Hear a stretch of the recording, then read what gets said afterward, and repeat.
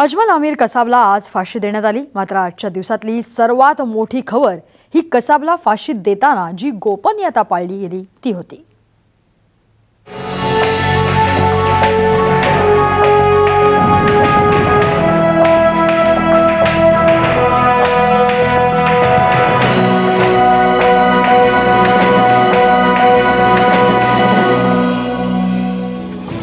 सतरा वर्षांनी पहिली फाशी, येरवड्यातली 57वी फाशी।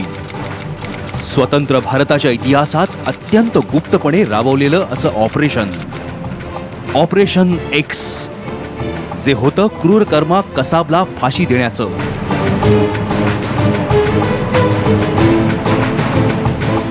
प्लॅन अगदी पक्का, कोणालाही नव्हती कानोकानी खबर। त्यासाठी सुरू होत्या उच्च पातळीवर बैठका, कारण मोहराही इतकाच महत्वाचा। अजमल आमिर कसाब 26/11च्या दहशतवादी हल्ल्यातील एकमेव जिवंत अतिरेकी।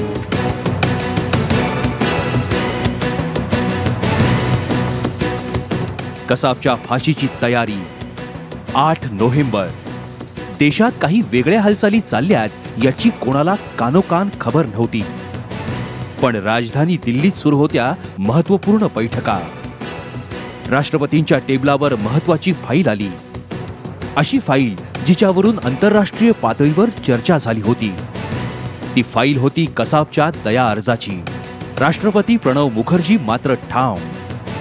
फाईलवर नजर मारली, शेरे मारले आणि त्यांनी क्रूरकर्माच्या दयेचा अर्ज फेटाळून लावला। त्यांच्या सहीनंतर फाईल गेली केंद्रीय गृह मंत्रालयात। तिथंही पुढची कार्यवाही झाली, सूत्र भराभर फिरली। नंतर फाईल आली महाराष्ट्र सरकारकडे आणि इथून सुरू झाली कसाबच्या फाशीची तयारी।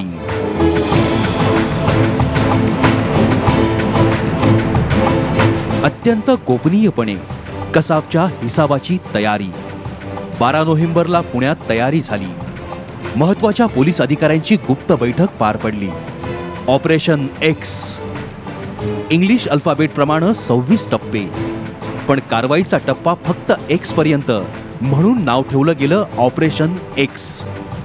8 अधिकाऱ्यांची टीम झाली सज्ज।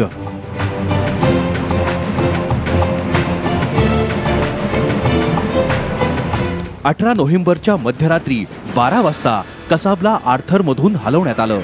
असेल तसा हाय सिक्युरिटी झोन मधला। तिथून इंडो तिबेटियन बॉर्डर पोलिसांच्या गराड्यातून कसाबला बाहेर काढण्यात आलं। पण कसाबला कुठे नेतायत, त्याचं काय होणार याची माहिती कोणालाच नव्हती।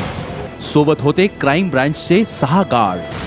हिंदी आणि उर्दूतून त्याला फाशीची माहिती दिली। कसाब स्तब्ध, निश्चल। आर्थर रोड ते येरवडा प्रवास सुरू। इथंही आधीपासून जय्यत तयारी। पहाटे 5 वाजता कसाबला येरवड्यात आणलं। रजिस्टरवर सही करून एंट्री झाली। कसाब येरवड्यात येतोय याची माहिती तिथं फार कमी जणांना। सारं काही ऑपरेशन एक्स मध्ये ठरल्याप्रमाणे तिथं कसाबसाठी स्वतंत्र बराक आधीपासून तयार होती।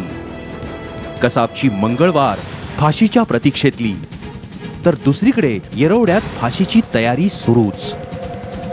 औरंगाबादहून आलेला जल्लाद, पण फाशी कोणाला द्यायची याची माहिती त्यालाही नव्हती। वधस्तंभ तयार झाला। बुधवार 21 नोव्हेंबरची सकाळ। कसाबला बराकीतून बाहेर काढलं गेलं। आजचा दिवस आयुष्यातला शेवटचा, हे भाव कसाबच्या चेहऱ्यावरही। त्यावेळी कसाबच्या तोंडातून एकच वाक्य आलं, फांसी की इत्तला मेरी अम्मी को दी है क्या। नंतर कसाबनं 1 मिनिट नमाज अदा केली। 7:36 आणि कसाबला फासावर लटकवलं गेलं।